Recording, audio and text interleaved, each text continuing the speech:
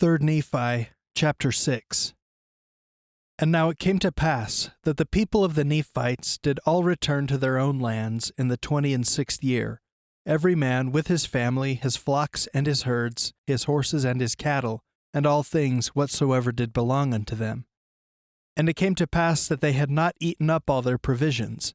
Therefore they did take with them all that they had not devoured, of all their grain of every kind, and their gold, and their silver, and all their precious things. And they did return to their own lands and their possessions, both on the north and on the south, both on the land northward and on the land southward. And they granted unto those robbers who had entered into a covenant to keep the peace of the land, who were desirous to remain Lamanites, lands, according to their numbers, that they might have with their labors wherewith to subsist upon, and thus they did establish peace in all the land. And they began again to prosper and to wax great. And the 26th and 7th years passed away, and there was great order in the land, and they had formed their laws according to equity and justice. And now there was nothing in all the land to hinder the people from prospering continually, except they should fall into transgression. And now it was Gidgiddoni and the judge Laconius, and those who had been appointed leaders who had established this great peace in the land. And it came to pass that there were many cities built anew, and there were many old cities repaired, and there were many highways cast up, and many roads made, which led from city to city, and from land to land, and from place to place. And thus passed away the 28th year, and the people had continual peace. But it came to pass in the 29th year there began to be some disputings among the people, and some were lifted up unto pride and boastings because of their exceedingly great riches, yea, even unto great persecutions. For there were many merchants in the land, and also many lawyers, and many officers. And the people began to be distinguished by ranks according to their riches, and their chances for learning. Yea, some were ignorant because of their poverty, and others did receive great learning because of their riches. Some were lifted up in pride, and others were exceedingly humble. Some did return railing for railing, while others would receive railing, and persecution, and all manner of afflictions, and would not turn and revile again, but were humble and penitent before God. And thus there became a great inequality in all the land, insomuch that the church began to be broken up.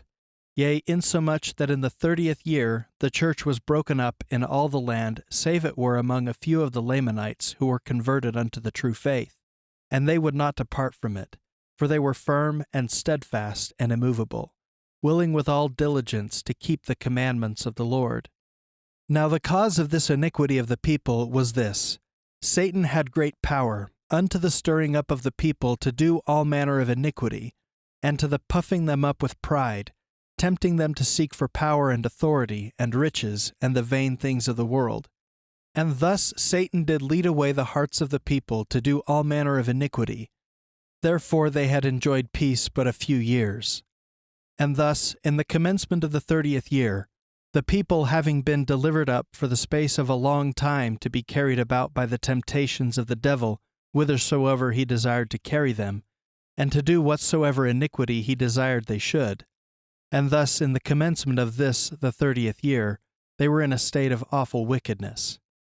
Now they did not sin ignorantly, for they knew the will of God concerning them, for it had been taught unto them. Therefore they did wilfully rebel against God. And now it was in the days of Laconius, the son of Laconius, for Laconius did fill the seat of his father, and did govern the people that year.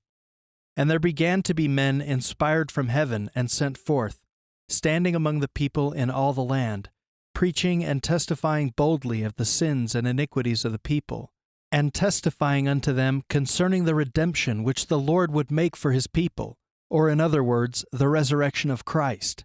And they did testify boldly of his death and sufferings. Now there were many of the people who were exceedingly angry because of those who testified of these things, and those who were angry were chiefly the chief judges, and they who had been high priests and lawyers. Yea, all those who were lawyers were angry with those who testified of these things. Now there was no lawyer, nor judge, nor high priest that could have power to condemn anyone to death save their condemnation was signed by the governor of the land. Now there were many of those who testified of the things pertaining to Christ, who testified boldly, who were taken and put to death secretly by the judges, that the knowledge of their death came not unto the governor of the land until after their death. Now behold, this was contrary to the laws of the land, that any man should be put to death except they had power from the governor of the land. Therefore a complaint came up unto the land of Zarahemla, to the governor of the land, against these judges who had condemned the prophets of the Lord unto death, not according to the law.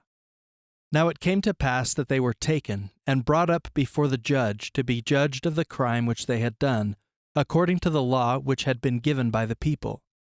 Now it came to pass that those judges had many friends and kindreds, and the remainder, yea, even almost all the lawyers and the high priests, did gather themselves together, and unite with the kindreds of those judges who were to be tried according to the law. And they did enter into a covenant one with another, yea, even into that covenant which was given by them of old, which covenant was given and administered by the devil to combine against all righteousness. Therefore they did combine against the people of the Lord, and enter into a covenant to destroy them, and to deliver those who were guilty of murder from the grasp of justice, which was about to be administered according to the law. And they did set at defiance the law and the rights of their country, and they did covenant one with another to destroy the governor, and to establish a king over the land, that the land should no more be at liberty, but should be subject unto kings.